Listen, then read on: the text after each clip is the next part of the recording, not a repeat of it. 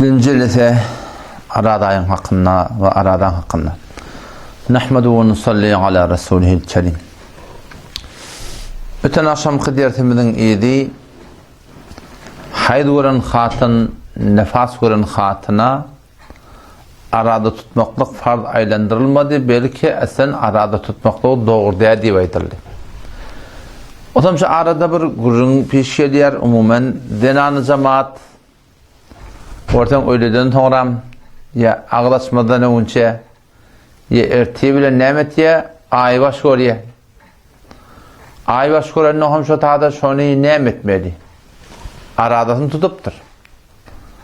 Yani idinin aybaş görüptür, kitapta gelip duran da neme? Bunu aybaş gören adam baştan denana o neme arada tutmaklı doğurdu. O fakat ağdaçılıya deyip ayttığı şu. Ağdaçıların sonra icek bolsa, işek bolsa, ona neme oluyor? Ecada oluyor. Elbette kitapta gelen uzun şey, başka kitaplarda gözünden geçen dat ki eğer şu denana aradan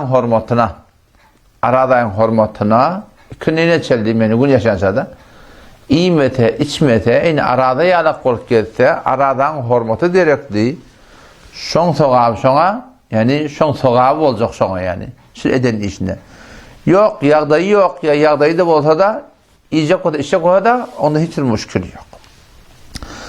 Hop tonku gurun meta yasihada savm haçan arada tutmaklık doğru.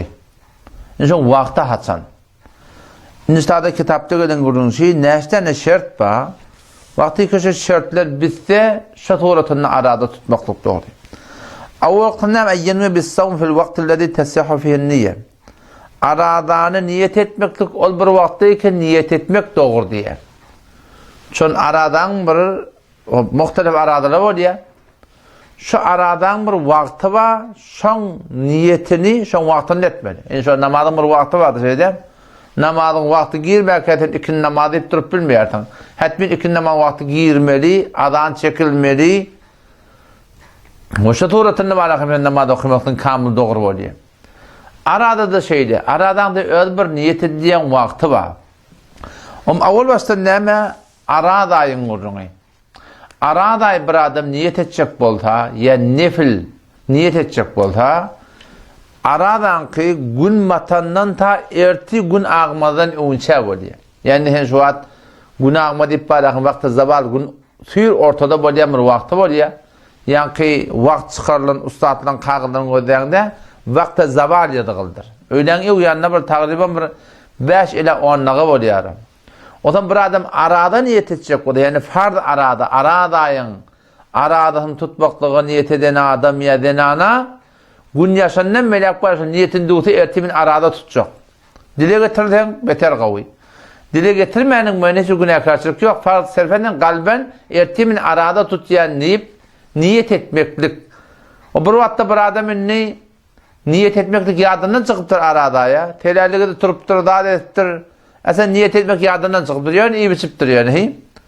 Erti öğleden, yani çok başka öyle diye, gün ağmadan önce yine şu niyet etse oluyor.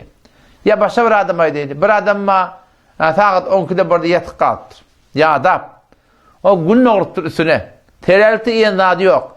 Arada da ne mi? Niyet eden dadı yok. Farz aradan kurduğunu.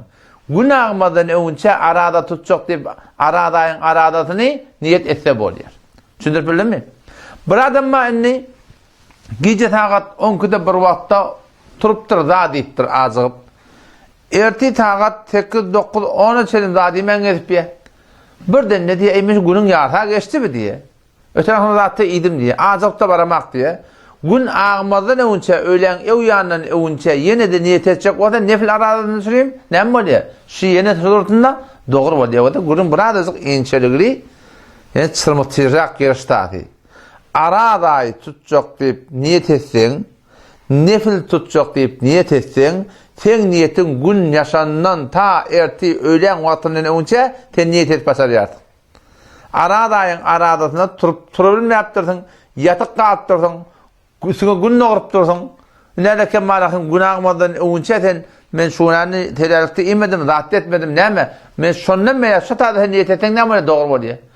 Gecem buratını biraz iptirsin, erti gün ağmadan önce buna günü yarta geçti men nefil ara tutacak da vatanda yine de radim edip olsan yine niyet etsen de şu turatında bolyar yani. Bu awal kurdum. Ama bir adam mı bir dene ana hamana.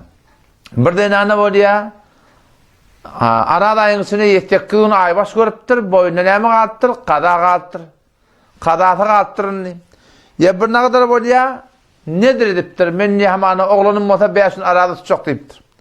Ya keffara bolya, o keffara bolya hamana qasam içipdir, qasamyn döwmel bolupdyr.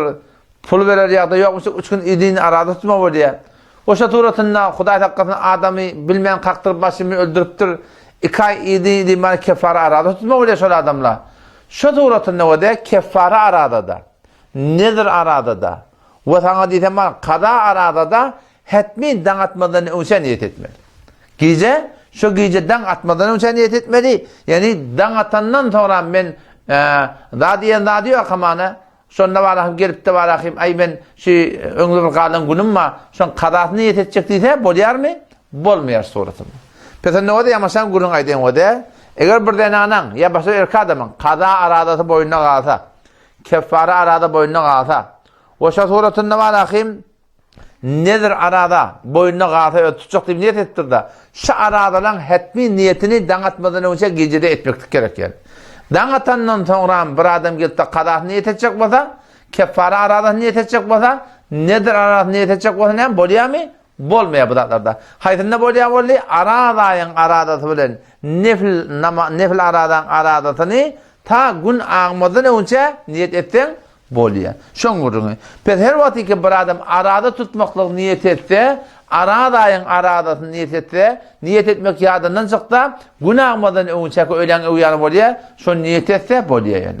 Gawsa näme? Şol gecen ödünden niyet etmekdir. Şimdi niyet de diýilene sen hetmin marahim bir men niyet etýän arada tutmakda günü dan atardan gün matara diýmekdir. Bu bir lazymy zat däl yani. Aslında şöyle turmaklygyň erti arada tutjak diýip baraka galban turup da serellik iptal edýärdiň. Şoň öýdi ola bir niyet, ondan aýratyn bir niýetim bu şeýle bir gerekli zady ýok yani. Bu bir görün. İkincisi näme? İkincisi ki denananyň haýdan nifasdan pak bolmaklygy.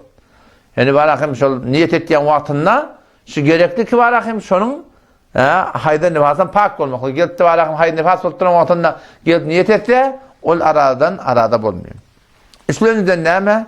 Aýakun saýmy onu ýanky arada tutýan adam ýa zinana haliye min el-eşya'lleti tufsidu siyam.